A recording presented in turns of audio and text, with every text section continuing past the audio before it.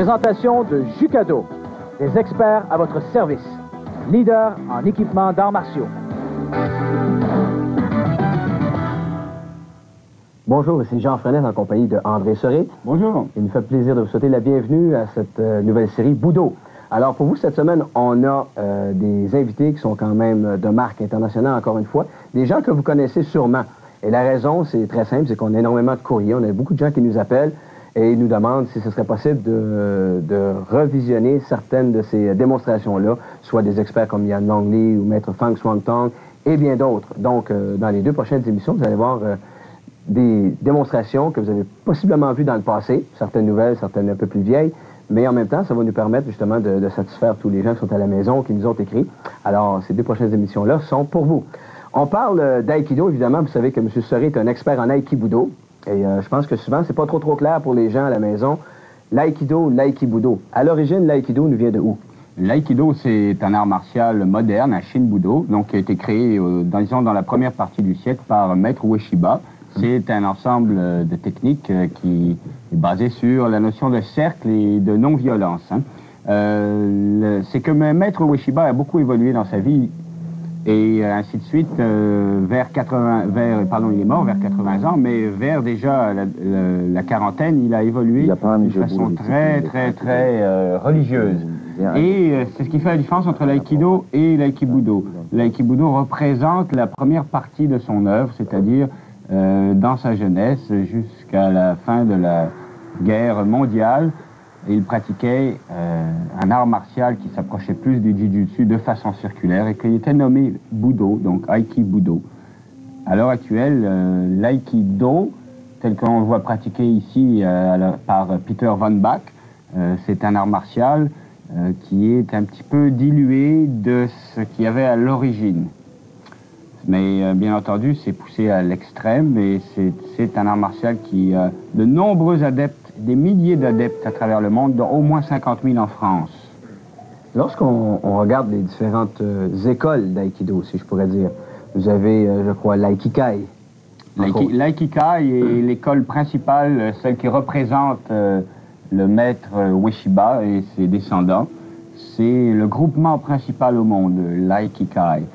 Et il faut dire quand même qu'il y a beaucoup d'autres écoles d'aïkido, dont le Yoshinkan, qui est très connu, avec Maître Shioda, et l'école d'aïkibudo de Maître Floquet, qui est reconnue internationalement, évidemment, et de nombreuses autres écoles d'origine japonaise.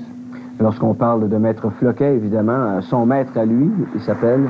Le Maître Floquet a eu plusieurs maîtres. En Aikibudo, son premier maître, c'est Minoru Mochizuki, qui est un monument national au Japon. Donc c'est quelqu'un qui est extrêmement bien connu. Il est aussi le représentant européen de Takeda Tokimune, le grand maître de Daito Ryu. Il représente aussi Maître Sugino, Yoshio Sugino, le maître de sabre de l'école Tenshin Shoden Katori Shinto-ryu, que l'on a déjà eu l'occasion de voir à notre émission d'ailleurs.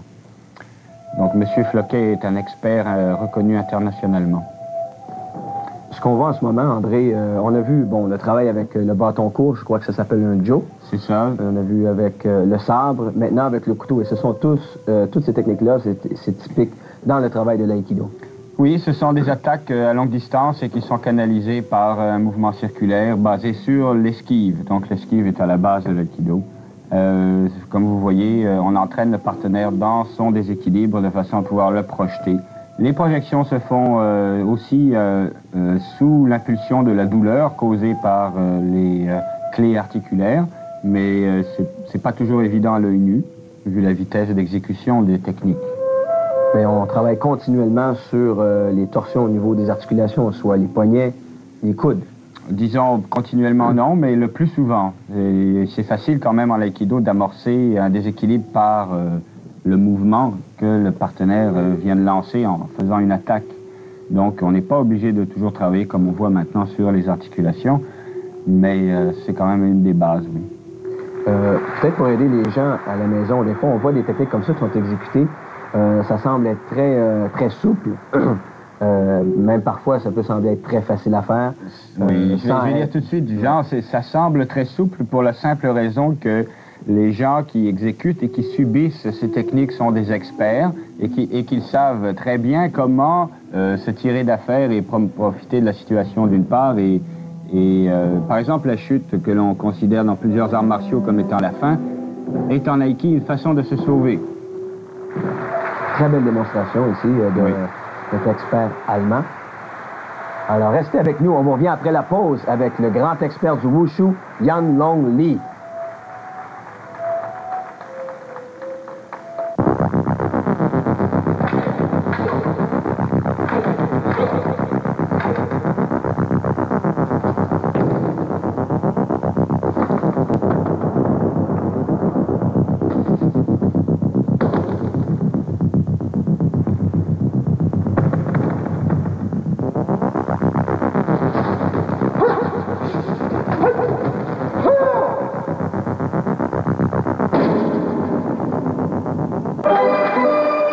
Ouvrez bien les yeux, car vous risquez de voir double. Ça commence mardi à 19h30 avec le match mettant aux prises les Blues de Saint-Louis au Lightning de Tampa Bay. Puis les deux Pierres ainsi qu'Alain Crête vous amènent sur la côte ouest pour voir les Glorieux affronter les Canucks de Vancouver. Deux matchs coup sur coup mardi à RDS.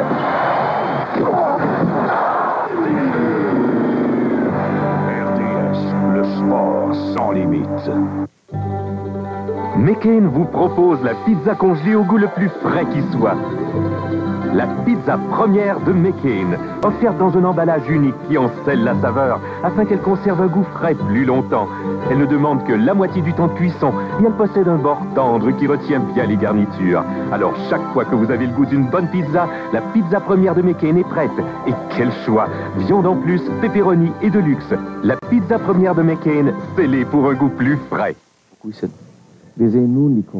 Alors maintenant, place au taekwondo, mais cette fois, la version ITF. On a vu souvent, André, dans plusieurs émissions. Le WTF. WTF. C'est ça. Ça, c'est le groupement qui se sont dirigés vers le taekwondo olympique. Mais à l'heure actuelle, le ITF, c'est le groupement plus traditionnel. Hein. Celui qui a été fondé par General Choi. General Choi, exactement. C'est celui qui est crédité comme étant, non pas le fondateur, disons, du taekwondo, mais celui qui l'a remis sur la carte. Tout à fait, avec une fédération qui est répandue dans plus d'une soixantaine de pays, je crois. D'ailleurs, la fédération ITF a été fondée en 66.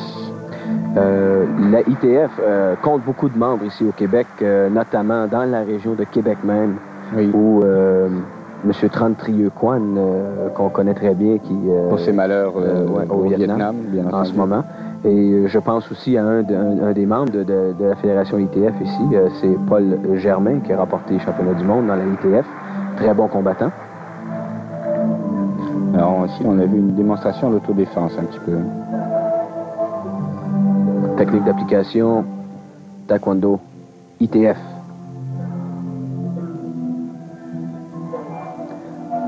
Alors on voit en ce moment, c'est deux représentants du général Choi de la Corée. De la Corée, qui sont... de l'équipe nationale de Corée. Exact, tout à fait. Alors, le taekwondo est reconnu quand même pour les coups de pied. On en voit ici des belles démonstrations, coups de pied en hauteur, coups de pied sautés. L'une ou l'autre fédération privilégie de toute façon l'utilisation des pieds en combat. Tout à fait, tout à fait. Ce qu'on peut remarquer par contre dans la ITF, c'est qu'on travaille encore beaucoup les formes, les katas. Oui. Alors que dans la WTF, maintenant, c'est le combat. Particulièrement le combat. Façon olympique. Formule olympique. À la touche. Alors, coup de pied retourné, c'est réussi. Grande précision. Hein? On parle ici de gens qui s'entraînent quotidiennement et depuis des années, depuis leur tendre enfance d'ailleurs. Tout à fait, ouais. Alors ici, c'est une planche qui n'est pas... c'est en un morceau. Hein? C'est pas des petites planches, là. C'est en un morceau. Coup de pied circulaire ici, on essaie, on réussit pas. Mais tout est dans la participation, comme on dit. Exactement, oui. Je pense que qu'est-ce qui est important dans des manifestations comme ça, c'est de pouvoir démontrer les différents arts martiaux, comme on le dit souvent, et aider justement à démystifier, à faire connaître au grand public, ou même aux gens qui, des fois, vont pratiquer un art martial et ne connaissent pas trop certains autres arts martiaux tels le taekwondo en ce moment. Après une soirée comme ça, on sort de là un peu plus informé. Informé, exactement. Ça a au moins le mérite de nous montrer cette démonstration que quand même la casse n'est pas à la portée de tout le monde, et qu'on a beau être un grand maître ou un grand professeur ou un grand démonstrateur, on ne peut pas réussir à tout coup. Non, ça c'est sûr et certain. Et ce ne sont que des humains. Exactement. Il ne faut pas l'oublier. Alors, c'est la case de tuiles. De tuiles. Des tuiles traditionnelles. Alors, très belle démonstration ici du groupe de représentants de ITF Taekwondo. Alors maintenant, place à Yan Long Lee. C'est le spécialiste de Wushu, qu'on le connaît bien. D'ailleurs, dans une démonstration de son kata de l'homme ivre, c'est encore à la demande générale, puisque c'est vraiment un kata extrêmement populaire, une démonstration extrêmement dynamique. On a reçu beaucoup de courriers par rapport à M. Yan Long Lee. On l'a vu, on l'avait déjà présenté sur les ondes de RDS. Par la suite, il est venu à Montréal pour le Budo Show.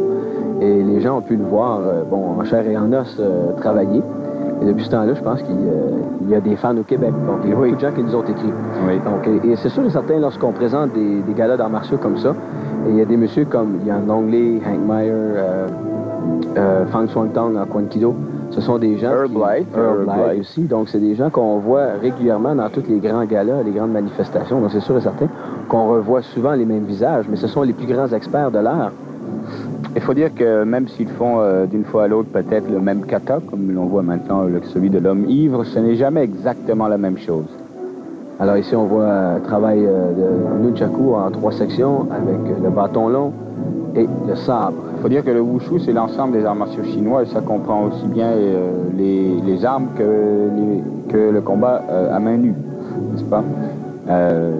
C'est pratiqué de façon généralisée en Chine. D'ailleurs, le temple de Shaolin est bien connu pour ses moines qui pratiquent le wushu depuis la plus tendre enfance, d'ailleurs. D'ailleurs, oui. Très populaire maintenant. Hein? On parle souvent des temples Shaolin, les moines Shaolin, qui à la fois aussi Yan Long Lee avec la chaîne. C'est vraiment une démonstration époustouflante. Il est vraiment exceptionnel, ce monsieur-là. Il faut dire aussi quand même que le gouvernement chinois a une pépinière d'artistes, enfin de gens d'arts martiaux, et qu'il exploite à volonté, étant un pays, disons, communiste. Alors, ils ont une grande base de personnes, et puis, depuis la plus tendre enfance, ces gens-là sont, je ne vais pas dire sortis de leur famille, mais presque, pour travailler. Le recrutement se fait à un très jeune âge dans les familles. Ouais. Alors, Yan Long Lee, avec une super démonstration de Wushu. Et ce qu'on a vu tout à l'heure aussi, c'était ses élèves. Alors, il y a des élèves en Europe. Lorsqu'il fait des passages en Europe, il donne des stages, donc il y a des représentants là-bas. Alors, c'est un grand ambassadeur pour le Wushu en ce moment. Et c'est un grand maître des arts martiaux chinois. Restez avec nous, on vous revient après la pause avec la capoeira.